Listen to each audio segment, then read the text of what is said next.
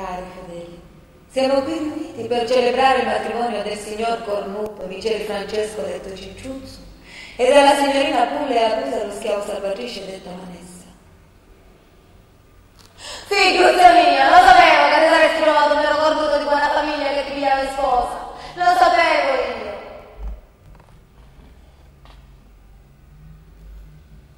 Tu qui presente, Michele Francesco detto Cicciuzzo, vuoi prendere come tua legittima sposa la qui presente puttana dalla figa sfornata, lo schiavo salvatrice detta Vanessa?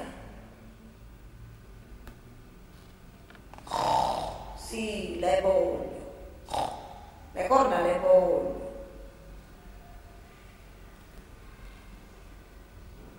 Tu qui presente lo schiavo salvatrice detta Vanessa, vuoi prendere come tuo legittimo sposo nella gioia, nel dolore, nel culo, nella bocca, nel petto e nella figa il qui presente Cornuto Michele Francesco?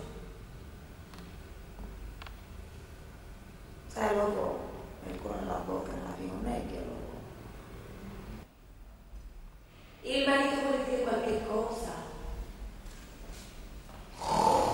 Volevo dire che la mia Vanessa abituata a farsi 10 pescatori d'oro, ora insomma io non già vado a farmi tanta passare, ce ne posso fare 2, massimo 3 e poi sarà accontentata. Non si preoccupi signore, che quando non ce la fa più si può rivolgere a noi altri padrini uomini del Signore, che per un'opera di bene possiamo provvedere, io, il vescovo, il cardinale, me frate, me nonno.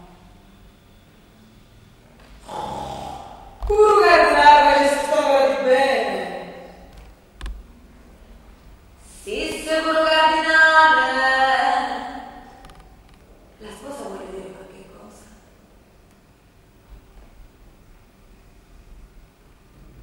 Volevo dire sua eccellenza, che qui si è perso troppo tempo. Io sono una puttana seria, abituata a ficcare da mattina fino a sera. E insomma, poi lei mi parlò di cardinale, che chissà che bello pezzo di bollito alla piede.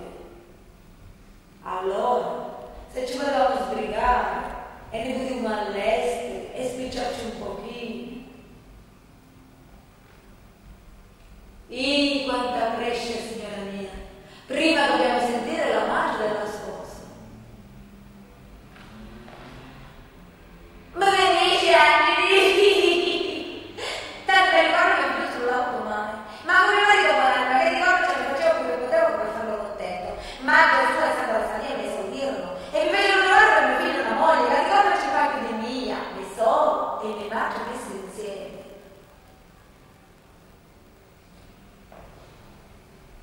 Sentiamo ora la madre